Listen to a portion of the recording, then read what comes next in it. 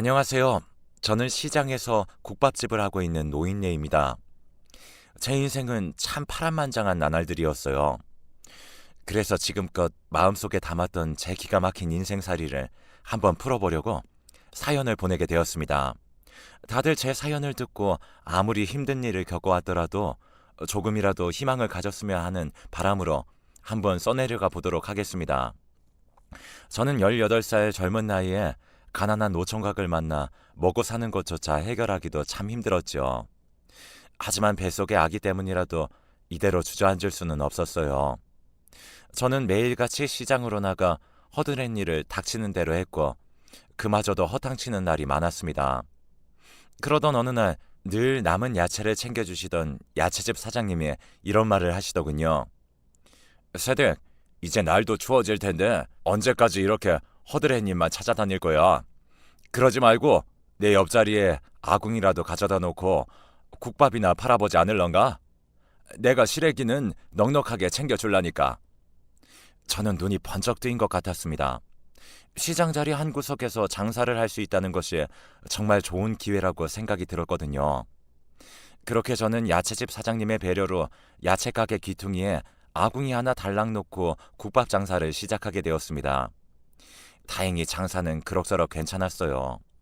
당시 시장 안에는 상인들이 끼니를 때울 만한 곳이 없었던 탓에 제가 끓인 시래기 국밥은 잘 팔리기 시작했어요. 처음엔 하루에 대여섯 그릇 팔리던 국밥이 다음 날에는 20그릇이 팔렸고 또 그 다음 날은 30그릇씩 팔렸어요. 저는 힘든 줄도 모르고 국밥을 열심히 끓였습니다. 시장 상인들의 도움으로 그렇게 자리를 잡았고 몇 년 후 작은 가게 자리까지 얻을 수 있었습니다. 장사는 꾸준히 잘 됐고 작은 가게는 늘 북적거렸죠. 언젠가부터 시장 상인들은 국밥을 배달해 주기를 원했고 이제는 남편까지 합세해 국밥집을 운영하게 되었습니다. 그렇게 찢어지게 가난했던 우리 부부는 조금씩 자리를 잡았고 첫 아들도 무럭무럭 잘 자라 어느새 5살이 되었습니다. 그러던 어느 날이었어요. 날씨가 궂은 날이어서인지 배달 주문 때문에 전화통이 쉴 새 없이 울려댔어요. 남편은 정신없이 국밥을 배달하러 갔었죠. 그런데 배달을 나간 남편이 돌아올 시간이 한참이나 지났는데도 돌아오질 않았습니다. 뭔가 이상하다는 생각이 들 때쯤 누군가 가게 문을 열며 소리를 질렀어요. 장수댁 큰일 났어. 저 사거리에서 장수댁 남편이 오토바이에 치였다고. 저는 그 순간 가슴이 철렁 내려앉았어요. 정신없이 아들을 들쳐업고 사거리로 뛰쳐나갔죠. 축축한 땅 위에 쓰러져 있는 남편의 모습이 마지막일 거라고는 생각지 못했습니다. 저는 그렇게 허무하게 남편을 잃고 말았습니다. 슬픔을 길게 느낄 새도 없었습니다. 남편 없이 어린 아들과 단둘이 살아가기 위해선 다시 국밥을 끓여야만 했죠. 하지만 불행은 한꺼번에 몰려온다고 했던가요? 생각지 못한 또 다른 불행이 저를 덮쳤습니다. 국밥집이 들어서 있던 상가 주인이 갑자기 가게를 빼라고 통보를 하더라고요. 겨우 자리를 잡은 국밥집을 빼라는 것도 참담한데 주인은 아무나 끓일 수 있는 국밥이니 주인이 제 자리에서 국밥집을 열겠다고 통보했습니다. 저는 그렇게 참담한 심정으로 다시 거리로 나올 수밖에 없었어요. 그래도 꾸준히 국밥집 장사가 됐던 탓에 5년 동안 모은 돈은 꽤 됐고 저는 다시는 허무하게 쫓겨나지 않으리라 다짐을 하며 시장 안에 작은 가게 자리를 잡았습니다. 장수국밥이라는 간판을 내걸고 성실함을 미천으로 장사를 하며 정말 열심히 살았습니다. 어렵게 키운 하나밖에 없는 아들도 어엿하게 장성해 좋은 대학에 들어가는 기쁨도 저에게 안겨줬습니다. 머리가 참 좋았던 아들은 큰 사업으로 승승장구했고 늦은 나이에도 어여쁜 처자를 만나 결혼식도 올렸죠. 아들의 사업은 날이 갈수록 번창했습니다. 고생한 어머니 효도시켜준다며 이제는 국밥집을 그만하시라던 아들이었어요. 그러던 어느 날 어두운 목소리로 아들에게 전화가 걸려왔더군요. 어머니, 어디 아프신 데는 없으시죠? 어머니, 항상 제가 존경하고 사랑하는 거 아시죠? 어머니, 오늘따라 너무 보고 싶습니다. 평소 씩씩한 아들의 목소리가 아니었어요. 아들의 목소리가 온종일 머릿속을 맴돌아서 그날 밤은 한숨도 이루지 못했습니다. 그리고 아침 6시쯤 제게 문자가 와서는 어머니, 어머니가 해주신 된장찌개를 먹고 싶어요. 와주실 수 있으세요? 라는 문자가 왔어요. 그래서 날이 밝자마자 먼저 아들에게 전화를 걸었는데 아무리 신호음이 가도 연결이 되지 않더군요. 제 심장도 그렇게 벌렁거릴 수가 없었습니다. 불안한 마음에 며느리에게도 전화를 걸어봤지만 연결이 되지 않았어요. 저는 불안한 마음에 바로 아들내미 집으로 달려갔습니다. 아들 집에 도착해 떨리는 손으로 초인종을 아무리 눌러도 기척이 없었어요. 얼마 전에 태어난 갓난 제 손녀딸이 있어서 집에 아무도 없을 리가 없는데 불길한 예감이 제 온몸을 휘감았습니다. 저는 정신없이 문을 두드렸어요. 그런데 집안에서 아이가 우는 소리가 문 밖까지 들리더군요. 한번 시작된 아이의 울음은 멈출 줄 몰랐고 저는 그 길로 119에 전화를 걸어 아들네에게 무슨 일이 생긴 것 같다고 도와달라고 도움을 요청했어요. 빠르게 도착한 119 대원들이 문을 뜯어내고 나서야 겨우 집 안으로 들어갈 수 있었습니다. 그런데 젊은 소방대원 하나가 다시 나오더니 어두운 표정으로 이렇게 말을 하더군요. 어머니, 아무래도 들어오시지 않는 게 좋겠습니다. 여러분들이 생각하시는 그 비극적인 상황이 맞습니다. 아무것도 모르는 천진난만한 표정을 한 채 이불에 곱게 쌓인 손녀딸을 받아 안았는데 그 속엔 하얀 편지지 하나가 들어있었습니다. 대충 내용은 이랬어요. 무리한 사업 투자로 인해 빚을 많이 졌다는 내용이었습니다. 그러다 밑바닥까지 가자 아는 사람들에게 월 몇 프로 이자를 준다고 사람들을 속여 투자금을 모았고 결국 돌려막기 하다가 터지고 말았다는 내용이었어요. 그리고 제게도 몇 마디 남겼습니다. 어머니, 꼭 호강시켜드리고 싶었는데 이 못난 아들은 더 이상 버텨낼 자신이 없습니다. 나영이를 부탁드려요. 같이 데리고 가려고 했지만 아이가 웃는 모습에 아무리 못난 애비여도 끝내 데리고 갈 수가 없었습니다. 죄송합니다, 어머니. 아들이 저에게 새벽 일찍 문자를 보내 된장찌개를 먹고 싶다고 했던 것은 알고 보니 손녀딸을 부탁한다는 그런 이유 같았어요. 그렇게 허망하게 아들과 며느리를 먼저 보내버리고 이미 늙어버린 몸으로 다시 젖먹이 육아가 시작되었습니다. 늙음하게 어린아이를 돌보는 일은 쉬운 일이 아니었어요. 내 아이는 세월을 먹여 키웠지만 손녀딸 아이는 어떻게 키워야 할지 막막할 따름이었다죠. 하필이면 시장 안에 다른 식당들이 하나둘씩 생겨나며 제 식당에는 겨우 단골 손님들만 오는 정도인데 그 돈으로 아이까지 키우는 일은 정말 만만한 일이 아니었습니다. 그마저도 좁은 식당 안에 불편한 아이가 울고불고 하자 식당에 온 손님들은 불평을 늘어놓기 일쑤였어요. 매일 얼굴 보던 단골 손님의 핀잔은 더 속상했습니다. 장수댁, 여기 이제 그만 오던지 해야겠소. 애 우는 소리에 시끄러워서 원 밥을 먹을 수가 있나. 아유, 미안해요, 사장님. 저는 사과하기 바빠 입이 아플 지경이었습니다. 어떤 날은 아이를 업고 국밥을 푸는데 손녀딸이 갑자기 손을 뻗는 바람에 손녀 손등에 빨갛게 화상을 입은 일도 있었죠. 정신없이 아이를 업고 신발 한 짝이 벗겨진 줄도 모르고 병원으로 달려갔지만 손녀 손등에 남은 그 흉터는 저를 평생을 괴롭혔습니다. 아이가 걷기 시작하면서 좁은 식당을 활보하며 걸어다닐 때는 혼이 쏙 빠지도록 정신없는 날들이 많았어요. 어느 날은 시장 상인회에서 사람들이 와서 국밥을 시켜놓고 술을 먹는데 나영이가 돌아다니다 소주병을 건드리는 바람에 테이블 위에 소주병이 깨진 적도 있었습니다. 야, 이 녀석아, 조심해야지. 술이 거하게 취한 취객은 나영이의 머리를 쥐어박았고 너무 화가 난 저는 물컵을 들어 손님한테 확 던져버렸습니다. 감히 누구 손녀딸한테 손을 대! 다신 오지 마요! 나가요! 나가! 저는 어디서 그런 힘이 나왔는지 손님들을 전부 쫓아내버리고 소금까지 뿌렸던 기억도 나네요. 젖먹이 때 데리고 온 손녀가 어느새 자라 초등학교에 갈 나이가 되었습니다. 다른 또래 친구들은 예쁘게 차려입은 젊은 엄마의 손을 잡고 왔는데 우리 나영이만 늙은 할머니 손잡고 학교에 들여보내니 아들 며느리 생각에 마음이 그렇게 아릴 수가 없었습니다. 다행히도 손녀딸 아이는 그늘없이 잘 자라주었지만 엄마가 없는 빈자리를 제가 채워주기엔 부족한 부분이 많았습니다. 야, 빨간 뚝배기! 난 오늘 엄마랑 교복 사러 간다. 우리 나영이 초등학교 졸업식 날 짜장면이라도 사주려고 학교 앞에 마중을 나갔는데 나영이 반 친구로 보이는 한 아이가 나영이한테 그렇게 소리를 치더군요. 그 친구에게 나영이가 천연덕스러운 표정으로 대꾸를 하는데 저는 깜짝 놀라고 말았습니다. 나는 우리 할머니가 벌써 사줬다? 라고 태연하게 말하며 제 손을 빠르게 잡아 끌면서 앞서 나갔습니다. 저는 그런 나영이 손에 이끌리며 이런저런 생각을 한참이나 했습니다. 빨간 뚝배기, 뚝배기집 손녀라서 붙은 별명이었겠죠. 그런데 아무리 생각을 해봐도 왜 빨간 뚝배기인지 이해가 되지 않았습니다. 저는 나영이에게 살짝 물어봤죠. 나영아, 왜 친구가 너를 빨간 뚝배기라고 놀리는 거니? 그거 손등에 빨갛게 대인 자국 때문에 애들이 빨간 뚝배기라고 놀려. 어릴 적 손등에 입었던 화상 자국 때문에 그런 별명이 붙었던 것이었습니다. 하지만 아이는 아무렇지 않다는 듯 태연하게 말했지만 저는 미안한 마음에 몰래 눈물을 훔쳤습니다.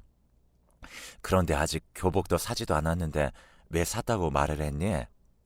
우리 반 선생님이 우리 집 형편을 아시고 내가 가는 중학교 선생님한테 미리 말씀해 주셨는데 졸업하는 언니들한테 깨끗한 거 받아서 내가 입을 수 있게 해주신대. 새 교복이 아니어도 정말 괜찮아?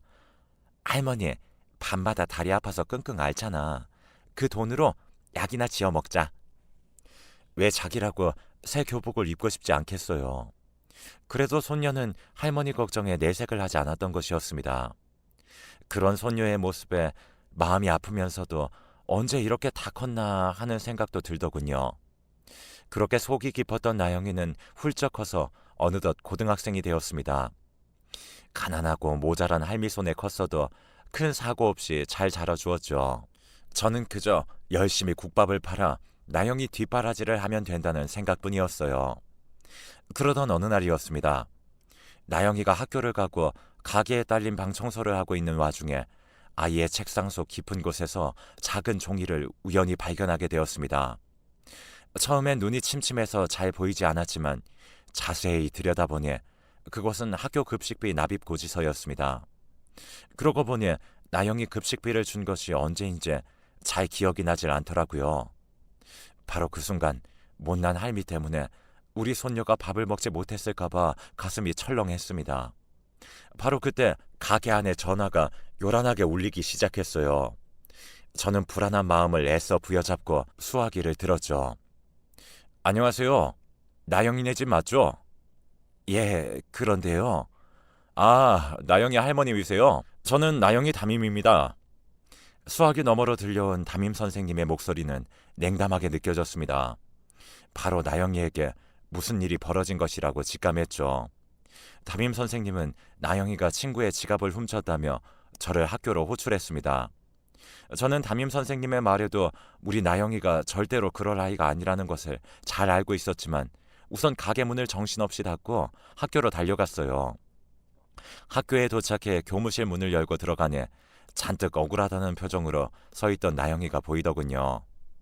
나영아, 이게 무슨 일이냐? 나영이 할머님이시죠? 나영이가 저희 반 학생의 지갑에 손을 댔습니다.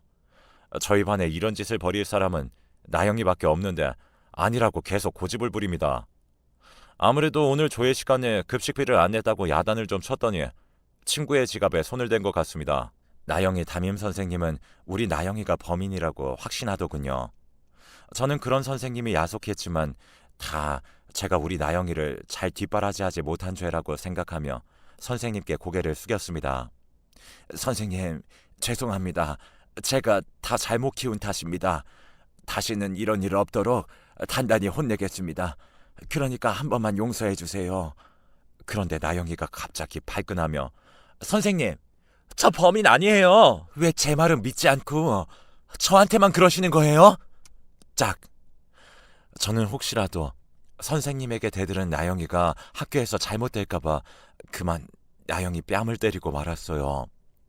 사실 제 손이 나영이 뺨을 때린 그 순간 저는 눈앞이 캄캄했었습니다. 아직도 저를 원망스럽게 바라보는 아이의 눈빛을 잊을 수가 없습니다. 그래, 내가 그랬어. 애들이 내가 급식비도 안 내고 그래서 급식 반찬이 개떡같이 나온다고 돈도 안 낸 주제에 밥은 꼬박꼬박 먹는다고 놀려서 급식비 내려고 훔쳤어. 이제 됐어? 이게 다 가난한 할머니 때문이잖아. 나영이는 그렇게 소리를 지르며 교무실을 뛰쳐나갔어요. 교무실의 선생님들은 혀를 끌끌 차며 따가운 눈초리를 보내더군요. 저는 연신 고개를 숙여 용서를 빌었고 도망치듯이 교무실을 나와 나영이를 찾았습니다. 하지만 나영이는 어디에도 보이지 않았어요. 어쩔 수 없이 가게에 돌아와 보니 문이 열려 있는 게 아니겠어요. 우리 나영이가 집에 먼저 와서 할미를 기다리고 있었구나 싶었는데 장롱문이 활짝 열려 있었고 나영이 옷가지와 장롱 깊숙이 숨겨둔 돈도 사라지고 없었죠. 저는 나영이가 가출한 것을 직감했습니다. 혹시라도 돌아올까 불을 환히 켜고 가게 문을 열고 기다렸지만 밤이 늦도록 나영이는 돌아오지 않더군요. 저는 경찰에도 신고를 하고 나영이를 찾아 나섰지만 경찰도 단순 가출이라며 적극적으로 찾지 않았고 저 혼자 온 동네를 미친 듯이 찾아 헤맸습니다. 며칠 밤낮을 가게 문을 열지도 못하고 찾아 헤맸습니다. 하지만 나영이는 어디에도 있지 않았습니다. 그래도 나영이가 돌아올 것은 여기뿐이니 곧 돌아오겠지 하고 마음을 다잡으며 가게 문을 다시 열었습니다. 하지만 나영이는 돌아오지 않았습니다. 그렇게 얼마나 지났을까요? 어느 날 단골 손님이 찾아와 국밥을 먹으며 얼마 전 결혼식장을 갔다가 우리 나영이를 본 것 같다고 말하는 게 아니겠어요.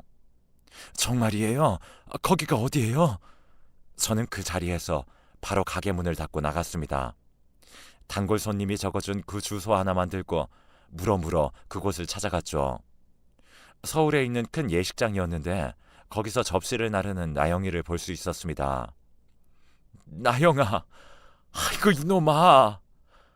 할머니, 저를 알아본 나영이는 냅다 도망을 치려고 하더군요. 일로 와. 내가 왜 몰라? 내가 우리 손녀를 왜 몰라? 얄미는 네가 지갑을 훔치지 않았다는 것을 알고 있다고. 저희는 한참을 아무 말 없이 서로를 바라만 봤어요. 못 본 사이 부쩍 야위어 있는 아이의 모습에 가슴이 찢어질 듯 아팠습니다. 저는 손녀를 다시 데리고 가기 위해 나영이의 손목을 꼭 붙잡았지만 아이는 제 손을 거칠게 뿌리치더군요. 손녀의 입에선 모진 말이 쏟아져 나왔습니다. 다시는 국밥집으로 돌아가고 싶지 않다고. 지긋지긋한 국밥 냄새도 가난한 할머니도 다 싫어. 그 어린 것이 얼마나 한이 쌓여 있었을까요? 그동안 가슴속에 꼭꼭 눌러 담아놓았던 말들을 쉴 새 없이 내뱉었습니다. 다 못난 내 죄 같아서 가난으로 끌어들였던 것 같아서 저는 나영이를 끝내 데리고 올 수가 없었습니다. 다만 어디서 살고 있는지, 잘 살고 있는지만 소식을 알려달라는 말밖에 할 수가 없었죠. 나영이는 다행히 가지고 나간 돈으로 고시원도 구하고 아르바이트도 하면서 자기 앞가림을 하고 있는 것 같았습니다.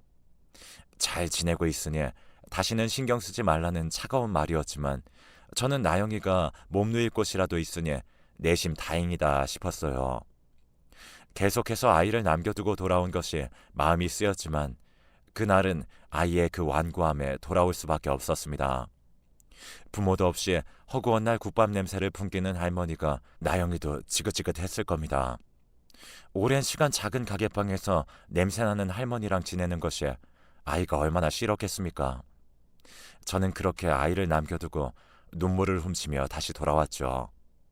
그때는 제가 더 국밥을 열심히 팔아서 아이 뒷바라지를 잘해주면 된다고 생각했어요. 그렇게 일상으로 돌아와 더 열심히 국밥 장사를 했습니다. 언제나 아이 걱정이 앞섰지만 저는 그때마다 꾹 참고 악착같이 돈을 모았습니다. 그게 아이를 위한 길이라고 생각한 것이었죠. 하지만 그것이 손녀와의 긴 이별이 될 줄은 누가 알았겠습니까? 시간이 한참 지난 뒤에 아이에게 모아둔 돈이라도 전해주고 싶었어요. 그래서 아이가 말해줬던 고시원으로 슬쩍 찾아가 보았지만 그곳에는 나영이가 없었습니다. 아무리 수소문을 해도 넓은 서울 바닥에서 나영이를 찾는 일은 쉬운 일이 아니었어요. 그렇게 며칠을 찾아 헤맸지만 아이의 흔적이나 소식을 아는 사람은 찾을 수가 없었습니다. 저는 그렇게 애가 타는 마음으로 다시 돌아갈 수밖에 없었어요. 한동안 손녀딸 걱정에 정신을 차릴 수가 없더군요. 그래도 시간이 지나면 돌아올 것이라고 생각했지만 속절없이 시간은 가고 나영이는 끝내 돌아오지 않았습니다. 그렇게 생각만 해도 가슴 아픈 손녀딸을 마음속 깊은 곳에 묻어두고 살았고 어느새 저는 머리가 하얗게 새는 꼬부랑 할머니가 되고 말았어요. 긴 세월이 흘렀지만 혹시라도 나영이가 돌아오지 않을까 싶어 가게 문을 닫지 못했어요. 하루에 한 그릇의 국밥을 팔아도 저는 국밥 장사를 접지 않았습니다. 지금 생각해보면 제가 한 일 중 가장 잘한 일인 듯 싶습니다. 국밥집이 있던 시장에 시끄러지기 시작한 것도 바로 그때쯤이었죠. 좁은 시장에 현수막이 걸리고 외지 사람들이 문턱이 닳도록 지나다니더니 재개발이라는 말이 들리기 시작하더군요. 시장 분위기가 뒤숭숭해지면서 번듯한 양복을 입은 사람들이 시장 상인들에게 도장을 받기 시작했습니다. 국밥집에도 그놈들이 찾아와 이제 시장이 재개발 결정났으니 가게를 팔아야 한다고 엄포를 놓았습니다. 저는 장사가 잘 되지 않는 국밥집이었지만 절대 가게를 팔 수가 없었습니다. 이곳은 나영이가 돌아올 수 있는 유일한 집이니까요. 하지만 그들의 요구는 집이었습니다. 힘없는 시장 상인들도 헐값에 자리를 팔기 시작했고 저처럼 버티는 사람들이 몇몇 있었지만 그들은 협박과 회유로 결국은 가게를 빼앗아갔죠. 물론 보상금이라는 명목으로 돈을 주었지만 한평생 시장을 지킨 상인들에 비하면 터무니없는 금액이었습니다. 그 돈으로 그만한 장사 자리를 찾을 수도 없었고 다른 지역으로 이사를 갈 수도 없는 금액이었어요. 하지만 그놈들은 이 정도 보상에도 감지덕지 해야 한다며 막무가내로 무리를 내쫓기 시작했습니다. 저 역시 끝까지 버텨보려고 했지만 법을 들먹이며 협박을 하는 통에 겁을 먹지 않을 수가 없었어요. 시장 상인들의 한숨소리가 가득 찼고 하루가 멀게 상인들이 시장에 모여 머리를 맞대고 걱정과 대책을 논의했었습니다. 그렇게 재개발을 앞둔 시장은 외지 사람들이 들어온 이후부터는 하루도 조용한 날이 없었죠. 저도 더 이상 버티지 못하고 도장을 찍어야 하나 고민을 했습니다. 그러던 중 좀 이상한 일이 벌어졌습니다. 갑자기 재개발 담당자들이 태도를 바꾸더군요. 뭔가 착오가 있었다며 이 시장은 보상 금액이 잘못 측정된 것 같다며 제시한 금액보다 많은 보상금을 지급하기로 결정되었다고 말했습니다. 한마디로 지금까지 우리가 일구어왔던 제 분신 같은 가게를 어느 정도 제값을 받고 넘길 수가 있었죠. 당연히 시장 상인들은 기뻐했습니다. 물론 몇십 년 동안 시장에서 장사를 해온 상인들에겐 정든 곳을 떠나야 한다는 게 아쉬웠지만 적절한 보상금을 준다고 하니 그나마 다행이었습니다. 그렇게 한숨을 돌릴 수는 있었지만 저희 시장 상인들은 갑자기 바뀐 그들의 태도를 도무지 이해할 수가 없었어요. 굳이 보상 금액을 올려주지 않았어도 잔뜩 겁먹은 상인들이 떠날 수밖에 없던 상황이었는데 왜 그들은 보상 금액 책정이 잘못되었다며 올려서 지급한 것이었을까요? 그 의문이 풀린 건 시장이 폐쇄되기 바로 전날이었습니다. 저희 상인들은 마지막 시장의 모습을 눈에 담기 위해 모여 있었고 정든 곳을 떠나야 한다는 생각에 눈물을 훔치는 상인들도 많았습니다. 저도 그 중에 한 명이었고요. 그때 멀리서 번듯하게 양복을 차려입은 사람들이 다가오더군요. 저희는 또 무슨 일이 있나 싶어 가슴이 철렁했었습니다. 하지만 그들 중 웬 젊은 여자가 또랑또랑한 목소리로 말하더군요. 저희는 로펌에서 나온 변호사들입니다. 저는 박나영 변호사라고 합니다. 혹시 여러분들 중 보상금을 못 받으신 분들은 없으시죠? 박나영. 저는 귀가 번쩍 뜨이는 것 같았어요. 한 번도 잊어본 적 없는 이름이었습니다. 여러분들, 박나영 변호사님께 고마워하셔야 합니다. 이 변호사님 덕에 여러분들이 보상금을 제대로 받을 수 있는 거였어요. 검은 양복을 입은 남자 중 하나가 그렇게 말했지만 저는 아무 말도 귀에 들어오지 않았습니다. 그저 그 여자 변호사의 얼굴만을 쳐다보았지만 한눈에 봐도 제 귀한 손녀딸이라는 걸 알았습니다. 아직도 손등에 그때 화상 흉터가 남아있었고 어여쁜 얼굴도 그대로였습니다. 아니, 이게 누구야? 나영아, 귀한 내 손녀딸 맞지? 할머니, 맞아요. 저 손녀딸 나영이에요. 할머니, 그동안 고생 많으셨죠? 제가 너무 늦게 와서 죄송해요. 그 모습을 본 시장 상인들은 제 손녀딸 나영이가 변호사가 되어 돌아왔다며 박수를 치고 자기 일처럼 기뻐했습니다. 장수 때 횡재했어? 집 떠난 손녀딸이 성공해서 돌아왔으니 이제 호강할 일만 남았구만. 저는 그 말에 깜짝 놀라 손사래를 쳤습니다. 아유, 그런 소리 말아요. 제가 무슨 염치로. 저는 지금 제 앞에 나영이가 서 있다는 것만으로도 꿈을 꿔는 것 같았습니다. 나영이가 건강하게 돌아와 준 것만 해도 감사하고 또 감사할 일이었죠. 저는 나영이와 그동안 못했던 이야기들을 밤새 나누었습니다. 나영아, 그동안 어떻게 지낸 거니? 이 할미가 서울에 다시 널 찾으러 그렇게 찾아다녔는데 없더구나. 왜 그동안 연락을 하지 않았던 거니? 나영이는 제 질문에 바로 답을 하지 못하고 머뭇거렸습니다. 그러다 어렵게 입을 열더군요. 나영이의 인생도 정말 쉽지 않았습니다. 할머니, 저는 사실 할머니가 절 찾아다니는 모습을 보고 일부러 거처를 옮긴 거였어요. 할머니가 우시면서 저를 찾아다니는 걸 보고 할머니한테 더 이상 짐이 되고 싶지 않았어요. 이를 악물고 지금껏 버티면서 살았고 제 유일한 목표는 꼭 성공해서 할머니를 다시 찾아뵙는 거였어요. 그래서 이렇게 늦었네요. 너무 늦게 돌아와서 죄송해요.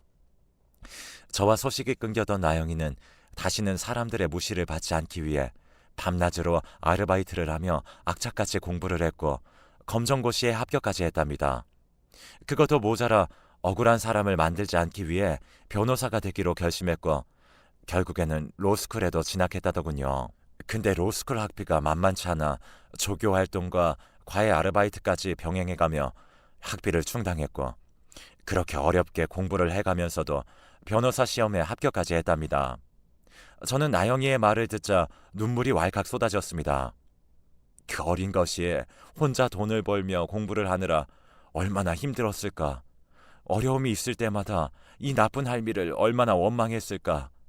그 생각에 제 가슴이 미어졌습니다. 저는 나영이의 빨간 화삭 자국에 남아있는 손을 꼭 붙들며 말했습니다. 나영아, 이 나쁜 할미 때문에 얼마나 고생이 많았니? 우리 손녀 얼마나 힘들었어. 아휴, 우리 귀한 손녀. 내가 이 할미가 잘못했어. 아니에요, 할머니. 할머니가 저를 부모님 대신에 키워주셨는걸요. 할머니 잘못은 하나도 없어요. 다 제가 고집을 부려서예요. 그러니까 할머니는 제 걱정 하나도 안 하셔도 돼요. 우리 할머니가 저를 위해 매일같이 기도해 주시고 걱정해 주시는 덕분에 할머니 손녀딸 이렇게나마 좋은 모습으로 나타날 수 있었어요. 이제부터는 할머니처럼 어려워하시는 분들 도와가며 사람들에게 베풀며 살 거예요. 우리 나영이는 어른이 돼서 나타나 마음씨 좋고 착한 아가씨로 성장했습니다. 그 모습을 보고 얼마나 대견하던지 지 엄마 아빠가 하늘에서 보면 얼마나 기뻐할지 생각하니 얼마나 울었는지 모릅니다. 우리 손녀는 그런 어려움 속에서도 자리를 잡고 보잘것없는 저를 잊지 않고 시장에 찾아왔던 거였어요. 그리고 우연치 않게 부당하게 진행되고 있는 시장 재개발 사정을 알게 되었다더군요. 그런 상황을 알게 된 나영이가 직접 개발사와 시청을 찾아다니며 정당한 보상이 이루어지도록 힘을 쓴 것이었고 그 때문에 저와 시장 상인 모두가 보상금을 제대로 받을 수 있었던 것이었습니다. 할머니, 제가 너무 늦게 와서 죄송해요. 변호사가 되는 게 생각처럼 쉽지 않더라고요. 그리고 변호사 돼서도 적응을 하느라 좀 늦었어요. 이제는 할머니랑 같이 살면서 평생 할머니 옆에서 지켜드릴게요. 할머니, 사랑해요. 이 모든 사실이 알려지자 시장 상인들은 나영이에게 무척이나 고마워했고 아무것도 해준 것 없는 이 할미한테 이렇게 돌아온 손녀가 그렇게 고마울 수가 없었습니다. 저희 두 사람은 그날 밤 그렇게 그동안 못 나눴던 얘기를 나누며 서로의 진심을 알게 되었습니다. 오랜만에 가게에 달린 비좁은 쪽방에서 나영이와 저는 손을 꼭 잡은 채 잠이 들었죠. 오래간만에 아주 편안한 밤이었어요. 그리고 얼마 후 우리 손녀딸과 함께 집을 얻어 아주 잘 살고 있습니다.